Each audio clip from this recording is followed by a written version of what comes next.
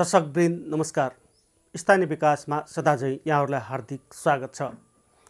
दर्शकवृन्द, स्थानीय स्तरमा हुने विकास निर्माणका विषयवस्तु खोज्दै आज हामी बर्दिया जिल्लाको ठाकुरबाबा नगरपालिका पुगेका छौँ। स्थानीय तहमा जनप्रतिनिधि आइसकेपछि अहिले पछिल्लो कार्यकाल अन्तिम कार्यकाल हो।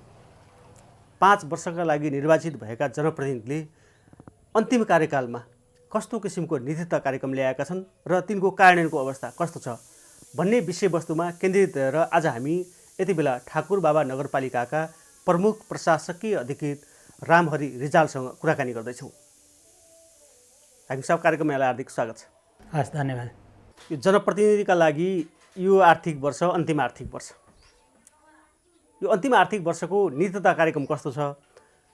उक्त नीतित्व कार्यक्रम कार्यान्वयन यो पहिलो चौमासिकमा कहाँ पुगेको छ? ठाकुरबाबा नगरपालिकाको अन्तिम वर्षको बजेट कार्यक्रम हामीले प्रस्तुत गरिसकेका छौँ। समयमा यथावत समयमा नै हामीले प्रकाशन गरेका हौँ।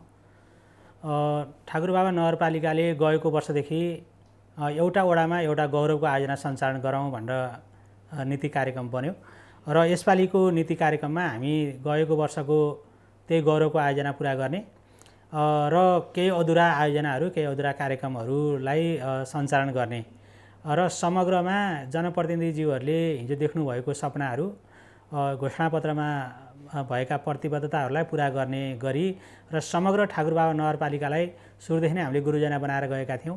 त्यो गुरुजनाले परिलक्षित गरेको नीतिलाई, त्यसले हासिल गर्न खोजेको लक्ष्यलाई पछ्याएर नै नीति कार्यक्रम बनेको छ। यो त यहाँले समग्रमा भन्नुभयो होइन, विषयगत विषयवस्तुतिर प्रवेश गरौँ न। विशेष गरेर दुईवटा विषयलाई हामीले उठान गरेका छौँ। गुरुजनाले 5वटा क्षेत्रहरू पहिचान गरेको छ। 5वटा क्षेत्र पहिचान गरेको मध्ये संरचनागत विकासका कुराहरू गर्दाखेरि हामीले कम्तीमा वडा कार्यालयहरू एउटा स्थायी रूपमा बनिसकेको छ। सुरुकै वर्षदेखि हामीले वडा कार्यालयहरू स्थापना गऱ्यौँ। वडा कार्यालयहरू अब भाडामा बस्नु नपर्ने गरी संरचनाहरू बनाउनुपर्छ भनेर संरचनागत विकास गर्ने र त्यो संरचनागत विकास गर्दाखेरि गाउँ बस्तीलाई वडाको केन्द्रसँग जोड्ने र वडाको केन्द्रलाई नगरपालिकाको केन्द्रसँग जोड्ने गरी हामीले नीति कार्यक्रम बनाएका थियौँ। विशेष गरेर दुईवटा कुराहरू, भौतिक विकासलाई र सामाजिक विकासलाई सँगै लैजानुपर्छ। अहिले पछिल्लो दिनमा विशेष गरेर कोरोनाले चाहिँ स्वास्थ्यको कति अपरिहार्यता रहेछ भन्ने कुरा पनि हामीलाई सिकाएको छ। त्यो सँगै शिक्षाको विकास बिना कुनै पनि विकासका अन्य कुराहरू अधुरो हुन्छ, अपुरो हुन्छ भन्ने भावनाले सामाजिक र भौतिक कुरालाई सँगसँगै जोड्दै भौतिक विकासलाई सामाजिक विकाससँग जोडेर लैजाने गरी दुईवटा विकासलाई प्राथमिकता दिँदै र त्यो बाहेक अब ठाकुरबाबा नगरपालिकाको 9वटा वडामध्ये 8वटा क्षेत्र वडा चाहिँ बफर जोन एरियामा पर्छ। त्यसकारण विपदबाट पनि यसलाई कसरी जोगाउँदै लैजाने, वन्यजन्तु र मानव बीचको द्वन्द्वलाई कसरी न्यूनीकरण गर्ने र वन्यजन्तु र मानव बीचको द्वन्द्वमा निम्तिएका घटनाहरूलाई कसरी त्यो नागरिकहरूसम्म कसरी पुग्ने भन्ने विषयमा केन्द्रित भएर नीति कार्यक्रम बनेको छ। हाकिम साहब, यहाँले गृह योजनाको कुरा त गरिसक्नुभयो। 20 वर्षे गृह योजना होला होइन? उक्त गृह योजना समेट्ने गरी 5 वर्षे आवधिक योजना पनि बनाउनु भयो होला। यो 5 वर्षमै हामी छौँ। यो 5 वर्षको अन्तरालमा काम गरिरहँदा यो 5 वर्ष आवधिक योजना हामीले पुरा गऱ्यौँ भन्ने लाग्छ त यहाँलाई? हाम्रो 20 वर्षीय गृहयोजना हो। हामीले 2095 सम्मको परिकल्पना गरेका छौँ। यो परिकल्पना गरिराख्दाखेरि हामीले राखेको 3-4वटा कुराहरू, विशेष मैले अघि पनि भने 5वटा क्षेत्रहरूले उठान गरेको छ। 5वटा क्षेत्र उठान गरेको मध्ये एउटा चाहिँ संरचनागत विकास हो। हामीले संरचनागत विकास गरिराख्दाखेरि वडा, स्वास्थ्य र नगरपालिकाको आफ्नै भवन होस् र आफ्नै भवनबाट सेवा दिन सकियोस् भन्ने थियो। र यो आर्थिक वर्षको हामी फागुन चैतसम्म पुग्दाखेरि हामी भाडामुक्त हुन्छौँ। र अर्को चाहिँ अब टोल बस्तीलाई वडाको केन्द्रसँग जोड्ने र वडाको केन्द्रलाई नगरपालिकाको केन्द्रसँग जोड्ने गरी बाटो सञ्जालहरू बनाउने जुन हामीले परिकल्पना गरेका थियौँ। अहिले करिब 82वटा टोल बस्तीहरू छन् ठाकुरबाबा नगरपालिकामा। 82वटा टोल बस्तीहरू वडासँग जोड्नको लागि करिब 12 महिना पहुँच हुने गरी बाटोहरू बनेको छ, कम्तीमा ग्राभेलहरू भएको छ। र वडाको केन्द्रलाई नगरपालिकाको केन्द्रसँग जोड्नको लागि हामीले 9वटै वडामा बाटोको सञ्जालहरू तयार पारेका छौँ र हामी फागुन चैतसम्म पुग्दाखेरि कम्तीमा वडा कार्यालयबाट नगरपालिकासम्म आउने सबै बाटोहरू पिच हुनेछन्। र त्यो भौतिक तर्फको कुराहरू, संरचनागत विकासको कुरा गर्दाखेरि सामाजिकमा चाहिँ हामीले चाहेको कम्तीमा एमबिएफसी डाक्टर यहीँ उपलब्ध हुन सकोस् र 24 घण्टा नागरिकलाई स्वास्थ्य दिन सकियोस् भन्ने हामीले परिकल्पना गरेका थियौँ। त्यो कुरा चाहिँ हामीले गएको 2 वर्षदेखि नै गरेका छौँ र अहिले 4वटा आइसियु बेड सहितको 25 शय्याको अस्पताल हामीले अस्थायी रूपमा भने सञ्चालन गरेका छौँ, जुन अहिले कोभिड केन्द्रित छ। तर हाम्रो सँगसँगै 15 बेडको अस्पताल पनि निर्माण हुँदैछ र हामीले अस्थायी रूपमा आधारभूत नगर अस्पताल पनि बनाएर सँगै जाने सोचाइ बनाएका छौँ। र त्यो बाहेक हामीले परिकल्पना गरेको एउटा वडामा एउटा ठुलो खालको विद्यालय होस् भन्ने हो। हाम्रो विद्यालय सङ्ख्या क्रमशः हामीले मर्ज गर्दै गएका छौँ। 32वटा विद्यालयबाट 26वटा विद्यालय पुर्याइएको छ र एउटा वडामा एउटा माध्यमिक विद्यालय हुनुपर्छ भन्ने अवधारणा अनुसार यो नगरपालिका स्थापना हुनुभन्दा अगाडि 3वटा वडामा माध्यमिक विद्यालय थिएन। Ward number 9, ward number 7, ward number 4मा माध्यमिक विद्यालय थिएन। अहिले हामीले 4वटा विद्यालयमा त्यो 3वटा वडामा पनि माध्यमिक विद्यालय बनाएका छौँ। माध्यमिक विद्यालय मात्रै बनाएका छैनौँ, जुन तह छ त्यही तहमा त्यही तहको हेडमास्टर चाहिँ जनशक्तिले नेतृत्व गर्नुपर्छ भनेर शिक्षक मिलान पनि गरेका छौँ। अहिले भर्खर खोलेको विद्यालयमा पनि हामीले नगरपालिकाबाट नगर शिक्षक अर्को विद्यालयमा दिएर स्थायी शिक्षकलाई त्यो विद्यालयको नेतृत्व गर्ने गरी व्यवस्थापन गरेका छौँ। र अर्को चाहिँ हामीले यो वन्यजन्तुको द्वन्द्वबाट कसरी जोगाउने भन्ने हो। करिब 7 किलोमिटर पक्की वाल निर्माण भएको छ बिचमा र नगरपालिका स्थापना भएदेखि नै हामीले जनावरहरूबाट विशेष गरेर मानवलाई हुने नोक्सान, जनावरहरूलाई हुने नोक्सान, बाइलनाललाई हुने नोक्सानलाई तत्काल राहत दिनुपर्छ भनेर त्यो सुरुवात गरेका हौँ। त्यसको सुरुमा 35 लाखको कोष हामीले सुरुवात गरेका थियौँ। कोभिड आइसकेपछि हामीले त्यसलाई 1.5 करोडसम्मको कोष चाहिँ स्थापना गरेर गएका छौँ र हामीले अब यो वर्ष पनि कोभिडको उपचारहरू सबै निःशुल्क गऱ्यौँ। त्यो बाहेक जनावरको मृत्यु, जङ्गली जनावरबाट घरेलु जनावरको मृत्यु भएमा मारिएमा तत्कालै रेस्पोन्स गर्ने गरी, त्यसपछि बाइलनाल नोक्सान भएमा तत्कालै रेस्पोन्स गर्ने गरी, व्यक्तिको मृत्यु भएमा तत्कालै रेस्पोन्स गर्ने गरी त्यो पनि परिचालन गरेका छौँ। मलाई चाहिँ गएको वर्ष पनि हामीले करिब 18 लाख रुपियाँ चाहिँ त्यसमा खर्च गरेका थियौँ। र त्यो बाहेक ठाकुरबाबा नगरपालिकाको नागरिकहरूमा कसरी नगरपालिकाप्रति अपनत्व जनाउने र गुरुजनाले परिलक्षित गरेको समृद्धिका लागि जनसहभागिता भन्ने कुरालाई कार्यान्वयन गर्नको लागि प्लान नेपालसँग मिलेर हामीले बालबालिकाको सपना कार्यक्रम सँगै सञ्चालन गरिरहेका छौँ। अर्कोतर्फ चाहिँ शिक्षा मार्फत अभिभावक सचेतना गर्ने कुराहरू पनि ठाकुर बाबा मेरो भन्ने भाव जगाउनको लागि त्यो काम पनि हामीले सँगै गरिरहेका छौँ। यसरी हेऱ्यो भने हाम्रो गुरुजनाले परिलक्षित गरेको कुरालाई नै मूल मन्त्र मानेर विशेष गरेर दिगो विकासका लक्ष्यहरू, नेपाल सरकारले अख्तियार गरेका विभिन्न योजनाहरू, त्यो 15औँ आयोजना हुनसक्छ, प्रदेश सरकारले परिलक्षित गरेको योजनाहरू हुनसक्छ, केन्द्रीय सरकार प्रदेश सरकारले राखेको नीति कार्यक्रमलाई र ठाकुरबाबा नगरपालिकाले बनाएको गुरुजनालाई सबैको समन्वय हुने हिसाबले र मूल रूपमा चाहिँ हाम्रो गुरुजनालाई लक्ष्य गरेका कुराहरूलाई पुरा गर्ने गरी हामी गएका छौँ। जहाँसम्म 5 वर्ष अवधिको योजना छ त्यसमा राखेका कुराहरू हेऱ्यो भने हामी लक्ष्यको धेरै नजिक छौँ र केही कुराहरू विशेष गरेर हामीले एउटा चाहेको कुरा ठाकुरद्वारा बर्दिया राष्ट्रिय निकुञ्ज विश्वकै बाघको चाहिँ एउटा गन्तव्य स्थल हो। त्यसलाई भुरी गाउँबाट छोटो दूरीमा जोड्ने बाटो छ। यद्यपि बाटो पिचको काम भएको छ, एउटा पुलको काम चाहिँ त्यो हामीले अहिले पनि राष्ट्रिय यो हाम्रो भन्दा पनि सङ्घीय सरकारको आयोजना पर्ने कुरा हो, त्यसलाई एउटा जोड्न सकेका छैनौँ। नत्र भने गुरुजनाले लक्षित गरेका कुराहरू करिब करिब हामी त्यसको धेरै नजिकबाट अगाडि बढिरहेका छौँ। जनप्रतिनिधिले नीति बनाउने, स्थानीय तहलाई त्यो नीति बनाएर कार्यान्वयन गर्ने अधिकार पनि छ होइन, यहाँको तहबाट कार्यान्वयन गर्ने हो। स्थानीय तहमा हामीले हेऱ्यौँ भने नीति नबनाइदिँदा जनप्रतिनिधिले कर्मचारीलाई काम गर्नलाई त्यस्तो असहज भएको केही अनुभूति छ यहाँसँग? एकदम धन्यवाद। विशेष गरेर ठाकुरबाबा नगरपालिकामा हामी पनि बिहान कार्यपालिका मिटिङ बसेका थियौँ। 145औँ मिटिङ हामी बसिसकेका छौँ यो अवधिमा। ठाकुरबाबा नगरपालिकामा नगरसभा र कार्यपालिकाको बैठक एकदम नियमित हुन्छ र सानो सानो विषयमा पनि हामी छलफल गर्छौँ। त्यसले गर्दाखेरि अब विशेष गरेर जुन विषय प्रसङ्गले आवश्यक पर्ने नीति कार्यविधिहरू बनाउनु पर्ने कुरामा शाखाबाट त्यसको तयारी हुने र कार्यपालिकाबाट त्यसलाई पास गर्नुपर्ने, अब ऐन छ भने नगरसभाबाट पास गर्नुपर्ने प्रावधान हुन्छ। यहाँ चाहिँ त्यति ठुलो समस्या छैन। यद्यपि अब 3टै राजनीतिक दल, मुख्य राजनीतिक दलको प्रतिनिधिहरू हुनुहुन्छ, तर ठाकुर बाबाको विकासको हकमा सुरुमै हामीलाई गुरुजना बनाएर पनि सायद यसले सघाउ पुर्याए जस्तो लाग्छ। त्यसमा चाहिँ सबैको साझा मत छ।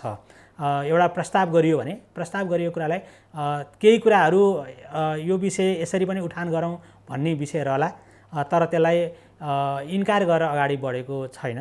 त्यसले गर्दा पनि ठाकुरबाबा नगरपालिकामा नीतिगत कुराहरू कार्यान्वयन गर्ने चरणमा न राजनीतिक समस्याबाट समस्या छ, न प्रशासनिक रूपमा चाहिँ झमेला छ। 165 जना हामी कर्मचारीहरू छौँ, 49 जना जनप्रतिनिधिहरू हुनुहुन्छ। हामी सबै कुरा सँगसँगै गएका छौँ। सबै कुरा चाहिँ खुल्ला छलफल हुन्छ।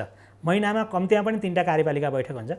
त्यसले गर्दा पनि त्यति धेरै समस्या हुन्न। जुन समस्या आउँछ हामी तत्कालै कार्यपालिकामा राख्छौँ, छलफल गर्छौँ, कसरी जाने भन्ने हुन्छ।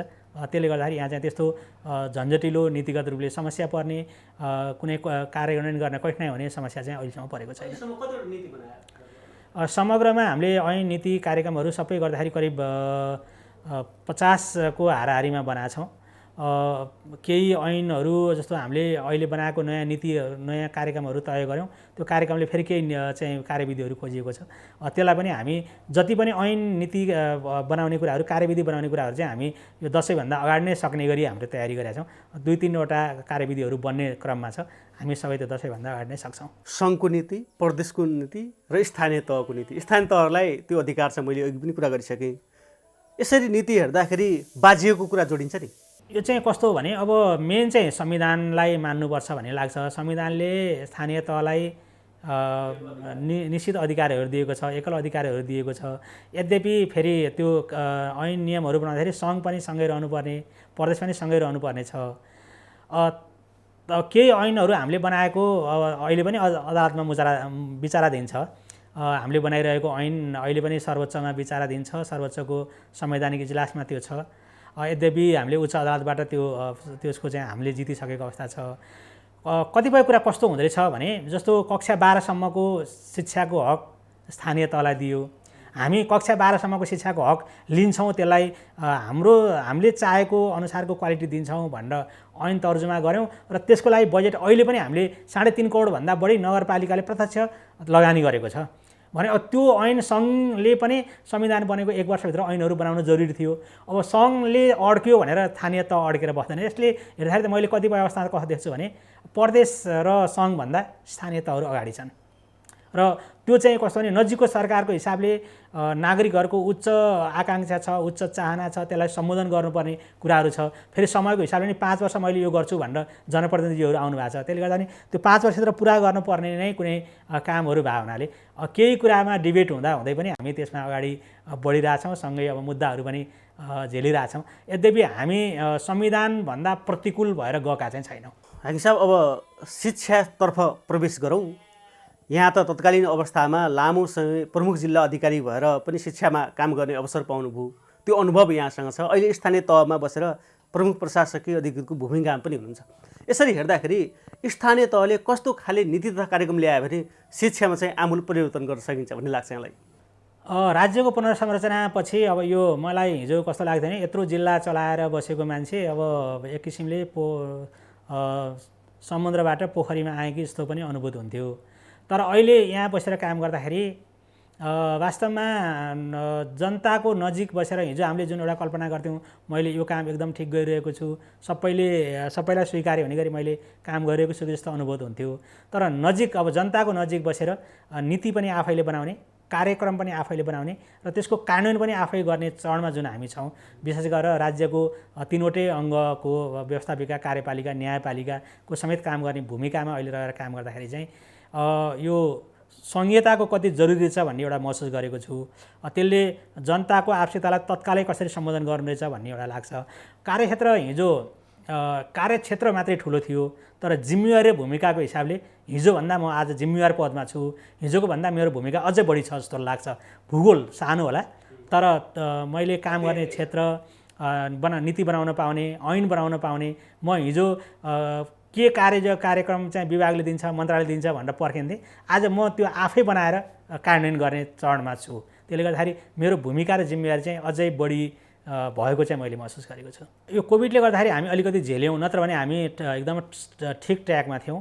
विशेष गरेर पाठ्यक्रममा आधारित भएर शिक्षकलाई कक्षामा उभ्याउने र आफ्नो भूगोल र आफ्नो परिवेशलाई पनि विद्यार्थीको अध्ययनको माध्यम बनाएर जान सक्ने र कक्षा कोठा मात्रै शिक्षण सिकाइको स्थल होइन र कक्षा कोठामा शिक्षकले पढाएको कुरा मात्रै सबै सिकाइका विषयवस्तुहरू होइनन् भन्ने कुरामा हामीले विद्यार्थीलाई पनि, शिक्षकलाई पनि, अभिभावकलाई पनि कन्भिन्स गरिसकेका थियौँ। कोभिडले अलिकति हामी थल्यौँ, नत्र भने ठाकुरबाबा नगरपालिकाको पछिल्लो 2 वर्षको तथ्याङ्क हेऱ्यो भने करिब 2000 भन्दा बढी विद्यार्थी संस्थागत विद्यालयबाट सामुदायिक विद्यालयतर्फ आएका रहेका छन्। एउटा विद्यालय संस्थागत विद्यालय सामुदायिक विद्यालयमा मर्ज भएको छ, केही विद्यालयहरू मर्ज हुनको लागि चाहिँ कुराहरू भइरहेको छ। यसले गर्दाखेरि सामुदायिक विद्यालयलाई अभिभावकको र रोजिने र खोजिने बनाउनको लागि विशेष गरेर सामुदायिक विद्यालयमा पढायो भने पनि मेरो बच्चाले गुणस्तर शिक्षा पाउँछ भनेर अभिभावकको मन जित्नु सबैभन्दा ठुलो कुरा हो। त्यसको लागि विद्यालयहरू सही समयमा खोल्ने, शिक्षकहरू सही समयमा जाने, विद्यालयमा दिनुपर्ने सुविधाहरू विद्यालयमा ले प्राप्त गर्नुपर्ने भौतिक आर्थिक सुविधाहरू तत्कालै प्राप्त गर्ने नजिकको सरकारको हिसाबले पनि सजिलो भएको थियो। नगरपालिकाले आफ्नै स्रोतबाट पनि मलाई लाग्छ वडाको सहित बजेट गर्दाखेरि अहिले हामीले 30% बजेट चाहिँ शिक्षामा छुट्याएका छौँ। त्यसले गर्दा पनि त्यसले चाहिँ अब सामुदायिक विद्यालयतर्फ अभिभावकको भूमिका बढेको छ र हामीले त्यही भएर पनि अहिले पनि हेऱ्यो भने हाम्रो कार्यक्रमको 5वटा क्षेत्रहरूमध्ये भौतिक र सामाजिक विकासमा मात्रै 50% भन्दा बढी चाहिँ बजेट राखेका छौँ। मलाई लाग्छ त्यो दुइटै गरेर 50% 60% चाहिँ बजेट छ। यसरी भौतिक विकास पनि आवश्यक छ, किनभने विद्यालय भवन बन्नुपर्छ, स्वास्थ्य चौकी बन्नुपर्छ, वडा कार्यालयहरू बन्नुपर्छ, नगरपालिकाको भवन बन्नुपर्छ, बाटोघाटोहरू पनि बन्नुपर्छ। त्यो सँगै त्यसलाई उपभोग गर्ने जनता पनि त्यत्तिकै सचेत र सबल हुनुपर्छ भन्ने हो। त्यसले गर्दा सामाजिक विकासलाई पनि हामीले उत्तिकै महत्त्व दिएका छौँ। सामाजिक विकास भयो भने मात्रै नागरिकको जीवनलाई उच्च पार्न सकिन्छ भन्ने कुरामा हामी सहमत छौँ। त्यसले गर्दा शिक्षाको विकासलाई नगरपालिकाले पहिलो प्राथमिकता राखेको छ, गुरुजनाले पनि पहिलो प्राथमिकता राखेर काम गरेको छ। हाकिम साहब, हामीले स्थानीय तहमा सुन्यौँ भने स्थानीय स्तरमा हुने सम्पूर्ण गतिविधिलाई जानकारी गराउने होइन, त्यसको किसिमको ज्ञान दिने उद्देश्यले स्थानीय तहले आफ्नै पाठ्यक्रम बनाएको सुनिन्छ होइन। ठाकुरबाबा अवस्था चाहिँ के छ? सायदै लुम्बिनी प्रदेशमा ठाकुरबाबा नगरपालिका कक्षा 8सम्म थाने पाठ्यक्रमको हो पहिलो पालिका होला। मैले अब यो अरू कक्षा 5सम्म बनेको अरू पालिकाको पनि मलाई थाहा छ। सुरुमा ठाकुरबाबा नगरपालिकाले पाठ्यक्रम बनाइराख्दाखेरि लुम्बिनी प्रदेशमा कसैले पनि बनाएको थिएन। हामीले सुरुवात गऱ्यौँ। अहिले हाम्रो पाठ्यक्रम कक्षा 1-5को हामीले धेरै अगाडि नै सुरुवात गरेका हौँ, 3 वर्ष अगाडि नै बनाइसकेका छौँ। अहिले कक्षा 1देखि 8सम्मको 6देखि 8सम्मको पनि हामीले बनाएर लागू गरिसकेका छौँ र त्यो किताबलाई कार्यान्वयन गर्नलाई एउटा सन्दर्भ सामग्री पनि बनाएका छौँ र विशेष गरेर सामाजिक विषयमा रहेको 20%लाई पनि त्यसलाई पनि ठाकुर बाबालाई चिनाउनुपर्छ भनेर त्यसको पनि हामीले तयारी गरेका छौँ। भने कक्षा 10सम्मको हामीले टार्गेट बनाइसकेका छौँ। हामीले अगाडि नै सुरुवात गरेका हौँ। हाम्रो ठाकुर बाबा भन्ने हाम्रो वेबसाइटमा पनि अहिले पनि पाउन सक्नुहुन्छ, हेर्न सक्नुहुन्छ। कार्यान्वयनमा पनि त्यति धेरै चुनौती देखिएन। हामीले त्यसलाई प्रयोग पनि गरिसक्यौँ। त्यसलाई कस्तो बनायौँ, हामीलाई गुरुजना हामीले हाम्रो स्थानीय पाठ्यक्रम बनायौँ, कस्तो बनायौँ भन्ने हामीलाई दुविधा थियो। यद्यपि अब शिक्षाविद विद्यानाथ कोइरालालाई पनि हामीले आमन्त्रण गऱ्यौँ। त्यसको बहस पनि चलायौँ, शैक्षिक बहस पनि ठाकुर बाबामा चलायौँ र त्यो किताबको पनि उहाँबाट हामीले मूल्याङ्कन गऱ्यौँ।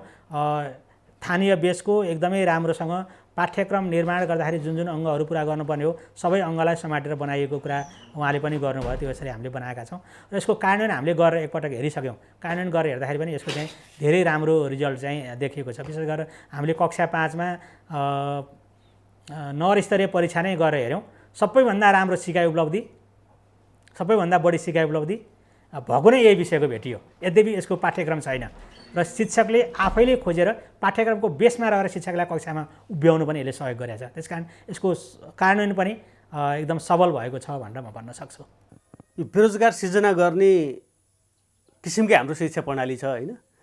अब प्राविधिक शिक्षातर्फ जोडिनुपर्छ भन्ने कुरा छ। ठाकुर बाबाले किन त्यो प्राविधिक शिक्षातर्फ त्यति आकर्षित नभएको? ठाकुरबाबा नगरपालिकामा 2टा प्राविधिक विद्यालय छ। एउटा सिटिभिटी मार्फत र एउटा शिक्षा मन्त्रालय मार्फतको छ। हुन त सिटिभिटी पनि शिक्षा मन्त्रालय मार्फतकै हो। एउटा सशुल्क एउटा निःशुल्क पनि भनेर भन्न सकिन्छ यसलाई। सुरुको दिनमा प्राविधिक धारको विद्यालयतर्फ विद्यार्थीको आकर्षण तीव्र थियो। पछिल्लो दिनमा केही अलिकति खस्किएको थियो। अहिले हामीले विद्यालयहरूलाई किन प्राविधिक धारको विद्यालय चलाउनु परेको हो, प्राविधिक धारमा पढ्यो भने के हुन्छ भन्ने कुराहरू बोध गराइरहेका छौँ। त्यसको त्यही भएर पनि मैले अभिभावक शिक्षा पनि जोडेँ। अभिभावक शिक्षा पनि हामीले सञ्चालन गरिरहेका छौँ र पछिल्लो दिनमा फेरि यसको आकर्षण चाहिँ बढ्दै गएको छ र अहिले पनि हामीले यो वर्षको नीति कार्यक्रममा यो ठाकुरबाबा नगरपालिका ओराई नदीको वारी र पारी छ। पारी 4वटा वडा छ, वारी 5वटा वडाहरू छन्। त्यो 2टा प्राविधिक धारको विद्यालय वार नै भएको हुनाले नगरपालिकाको तर्फबाट एउटा प्राविधिक धारको विद्यालयको पूर्वाधार तयार पार्नुपर्छ भनेर यसपालि हामीले 35 लाख रुपियाँ छुट्याएका छौँ। हामी यसपालि पूर्वाधार तयार पार्छौँ र अर्को वर्ष पारी 6, 7, 8, 9 नम्बरलाई पाएको पर्ने गरी एउटा थप प्राविधिक विद्यालय सञ्चालन गर्छौँ। बेरोजगारको समस्या व्याप्त छ, यो समस्याकै रूपमा रहेको छ होइन। अब स्थानीय तहले हामीले हेऱ्यौँ भने थुप्रै सम्भावना छन् होइन। या कृषिसँग जोडिएको उद्यम होइन, पर्यटनसँग जोडिएको उद्यम, त्यसरी उद्योगहरू सिर्जना गरेर स्थानीय स्तरका जनतालाई चाहिँ त्यहीँ रोजगारी दिने त्यो वातावरण बनाउन सक्दैन? किन त्यहाँ ध्यान नदिएको होला स्थानीय तहले? सकिन्छ। विशेष गरेर यो रोजगारको क्षेत्र स्थानीय तहको सीमित साधन र स्रोतबाट मात्रै सम्भव छैन। सङ्घीय र प्रदेश सरकारको पनि यसमा सहयोग हुनु जरुरी छ।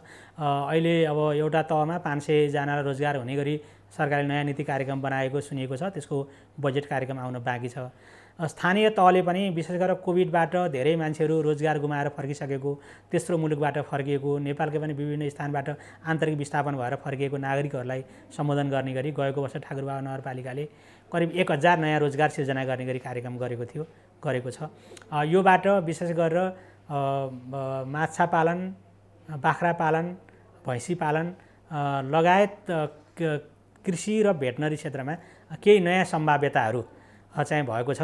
ठाकुरबाबा नगरपालिकाले गएको वर्ष पनि धानको बिउमा आत्मनिर्भर हुने, गहुँ र मसुरको बिउमा आत्मनिर्भर हुने चाहिँ कुरा अभियान चाहिँ अगाडि बढाएको छ र त्यसमा हामी धेरै नजिक पनि पुगेका छौँ। धानको बिउमा अब हामी निर्यात गर्न सक्ने गरी गरेका छौँ। त्यो भनेको यहाँको नागरिकलाई आत्मनिर्भर बनाउँदै निर्यात गर्न सक्ने र ठाकुरबाबा नगरपालिका गुरुजनाले परिकल्पना गरेको समृद्ध ठाकुरबाबा बनाउने अभियान पनि हो। त्योबाट समृद्ध बन्ने र सँगै रोजगार पनि सिर्जना हुने हो। हामीले अहिले त्यसको तथ्याङ्क विश्लेषण गरिरहेछौँ। यो वर्षको कार्यक्रमलाई पनि चुनाव नजिक आए हुनाले समयमै कार्यान्वयन गर्नुपर्छ भनेर त्यसको कार्ययोजना बनाएर पनि हामी गइरहेछौँ। मलाई लाग्छ यो हामी अब समीक्षाकै क्रममा छौँ। करिब 1000 नयाँ रोजगार चाहिँ सिर्जना गरेको छ स्थानीय तहको सीमित स्रोत र साधनबाट। गएको वर्षको 62 करोड हाम्रो बजेट थियो। त्यतिबाट कम्तीमा 1000 नयाँ रोजगार सिर्जना गर्न सक्ने भनेको यो चाहिँ त्यो पनि सङ्घ र प्रदेश सरकारको बाहेक हामीले आफैले पहल गरेर त्यो चाहिँ ठुलै उपलब्धि हो भन्ने मलाई लाग्छ। त्यो बाहेक यहाँ पर्यटनको पनि धेरै सम्भाव्यता छ। यद्यपि कोभिडले गर्दा हामीले केही कार्यक्रमहरू गत वर्ष सञ्चालन गर्न सकेनौँ। विशेष गरेर नेचर गाइडदेखि लिएर गएर भाषा तालिमका कुराहरू र कोसेली घर नै सञ्चालन गर्ने, यहाँको उत्पादनहरू कम्तीमा यहाँ घुम्न आएका मान्छेहरूले बेच्न सक्ने भयो भने त्यो पैसा पनि यहीँ आउँछ भनेर त्यो अभियान पनि हामीले सँगै सञ्चालन गरेका छौँ। अर्को चाहिँ हामीले सहकारीहरू मार्फत 4% ब्याज दरमा रोजगार सिर्जना गर्नको लागि सहुलियत दरमा ऋणहरू प्रवाह गर्ने गरेका छौँ। त्यो ऋण प्रवाहको चाहिँ बिहान पनि हाम्रो त्यसको मिटिङ थियो। करिब 1.5 करोड चाहिँ को फन्ड एउटा बनिसकेको छ। त्योबाट चाहिँ त्यो लघु उद्यमहरू सञ्चालन गर्नको लागि, साना व्यवसायहरू गर्नको लागि हामीले चाहिँ ऋण प्रवाह पनि सँगै गर्दै गएका छौँ। हाकिम साहब, यहाँले ठाकुरबाबा नगरपालिकाले भौतिक विकास र मानवीय सामाजिक विकासलाई हामी सँगसँगै बढाएर अगाडि बढाएछौँ भन्ने कुरा गर्नुभयो होइन। सामाजिक विकासको कुरा हेर्दाखेरि हामीले अहिले युवा युवतीमा हेर्नुहुन्छ भने विकराल समस्याको रूपमा देखिएको लागु औषध, त्यसै गरी बाल विवाहका यी सामाजिक कुरीतिका घटनाहरू छन्। यहाँ चाहिँ कसरी काम गर्नुभएको छ, कसरी अगाडि बढ्नु भएको छ? त्यसलाई 2-3टा कुराबाट हामीले सम्बोधन गर्ने प्रयास गरेका छौँ। विशेष गरेर मैले अघि पनि भने यो अहिलेको समाज अहिले निर्माण भएको होइन, धेरै अगाडिदेखि निर्माण भएको समाज हो। त्यसकारण अब आउने पुस्तालाई सबल बनाउँदै लैजानुपर्छ भनेर हामीले प्लान नेपालको सहयोगमा बालबालिकाको सपना भन्ने चाइल्ड ड्रिम प्रोग्राम सञ्चालन गरेका छौँ। त्यसले पनि सचेत बालबालिकाहरू हुन् भन्ने एउटा हाम्रो लक्ष्य हो, त्यसको हो। अर्को चाहिँ भर्खरै पनि हामीले टोल सुधार चाहिँ गर्नुपर्छ, टोल सुधार समिति गठन गरेर त्यहाँ भएका विकृति विसङ्गतिहरूलाई हटाउँदै जानुपर्छ भनेर एउटा कार्यविधि बनाएका छौँ। अर्को चाहिँ यो ठाकुरबाबा नगरपालिकाको हेऱ्यो भने करिब 56% जातिहरू, 56% बसोबासीहरू चाहिँ थारू जातिको छ।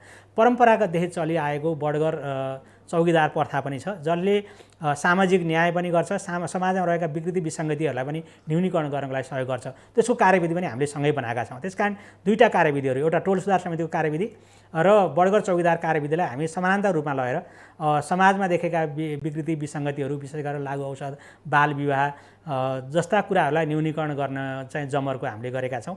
अब यसको हामीले सँगै यसको कार्यान्वयन गर्नको लागि सरकारवालाहरूसँग बसेर छलफल चलाउने प्रयासहरू गरेका छौँ र हामी केही दिनमा, केही समयमा नै सबै हाम्रो मैले अघि पनि भने 82वटा टोलहरू छ, 22वटा टोल समितिहरू गठन गर्ने, 56 जना बडगर चौकीदारहरू हुनुहुन्छ, उहाँलाई पनि सँगै परिचालन गरेर समाजमा देखेका विकृति विसङ्गतिहरूलाई न्यूनीकरण गर्ने गरी जाने गरी हाम्रो कार्यक्रममा पनि छ, बजेट पनि हामीले राखेका छौँ, नीति पनि हामीले त्यो बनाएका छौँ। हाकिम साहब, अब हामी कार्यक्रमको अन्त्यतिर छौँ। अन्त्यमा सुशासनको कुरा म जोड्न चाहन्छु। यसलाई एउटा कार्यक्रममा उपप्रमुखले नै सुशासनको कुरा उठाउनु भयो। सुशासन कायम राख्ने कुरा त कर्मचारीको हातमा होला नि, यहाँले के गर्दै हुनुहुन्छ? विशेष गरेर बर्दिया जिल्लामा ठाकुरबाबा नगरपालिकामा हामीले कुनै पनि कुराहरू गर्नु पऱ्यो भने खरिद गर्नुपर्ने कुराहरू छ भने हामी कम्तीमा पनि एकदम इमर्जेन्सी गर्नु पऱ्यो भने 3 दिनको सूचना ननिकालिकन कुनै पनि कुराहरू खरिद गर्दैनौँ। नत्र भने त नीतिअनुसार आर्थिक ऐनले तोकेका कुराहरू आर्थिक नियमले तोकेका कुराहरू नै हामीले फलो गर्छौँ। जहाँसम्म उपप्रमुखजीले उठाउनु भएको कुरा छ उहाँले समग्र नेपालको अवस्थालाई चित्रण गर्न खोज्नु भएको हो। त्यो ठाकुर बाबालाई केन्द्रित गरेर भन्न खोज्नु भएको होइन। नीतिगत कुराहरू कतिपय हामीले यो कुरा नभइदिए हुन्थ्यो भन्छौँ तर नीतिले कतिपय कुराहरू रोकिदिएको हुन्छ। अब चाहिँ त्यस्तो अवरोधहरू चाहिँ आउँछ भनेर त्यो आशयमा भन्न खोजेको।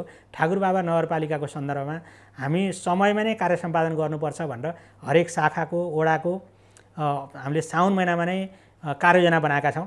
हामी कार्ययोजना अन्तर्गत नै जान्छौँ।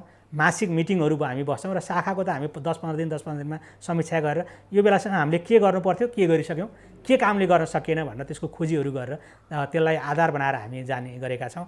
र त्यसलाई केवल कर्मचारीको बिचमा मात्रै होइन हामीले छलफल गर्नुपर्ने विषयहरू जनप्रतिनिधि कर्मचारीसँगै बसेर त्यहाँ पनि कुनै कुराहरू चाहिँ लुप होलहरू नहोस् भनेर त्यसरी पनि छलफल गरेर जाने गरेका छौँ। र सुशासनको दृष्टिकोणबाट हामी चाहिँ नेपाल सरकारले अख्तियार गरेको नीति कार्यक्रम ऐन कानुनको परिधिभित्रै रहेर काम गरिरहेका छौँ। हाम्रो सबै कुराहरू पारदर्शी छ। त्यो जहिले पनि हेर्न सकिने कुरा छ। यद्यपि यो वर्षको हाम्रोमा लेखा परीक्षण हुन बाँकी छ। लेखा परीक्षणले पनि त्यो कुराहरू पुष्टि गर्ला। हस् त धन्यवाद हाकिम साहब, यहाँले व्यस्त समय दिनुभयो समयका लागि। मलाई पनि जुन एउटा अवसर दिनुभयो यसको लागि हार्दिक आभार व्यक्त गर्छु। धन्यवाद। दर्शकवृन्द, स्थानीय विकासको यो अङ्कमा आज हामीले ठाकुरबाबा नगरपालिकाको यो जनप्रतिनिधि आइसकेपछिको अन्तिम कार्यकालको नीतिता कार्यक्रम कस्तो छ र यो पहिलो चौमासिकभित्र कार्यान्वयनको अवस्था कहाँ पुगेको छ भन्ने विषयवस्तुमा केन्द्रित रहेर आज हामी यहाँहरूमाझ उपस्थित भयौँ। पुनः अर्को अङ्कमा फरक विषयवस्तुका साथ यहाँहरूमाझ उपस्थित हुने नै छौँ। आजको यो अङ्कबाट बिदा लिन चाहन्छौँ। तपाईँ एनटिभी कोहलपुर हेर्दै गर्नुहोला। नमस्कार।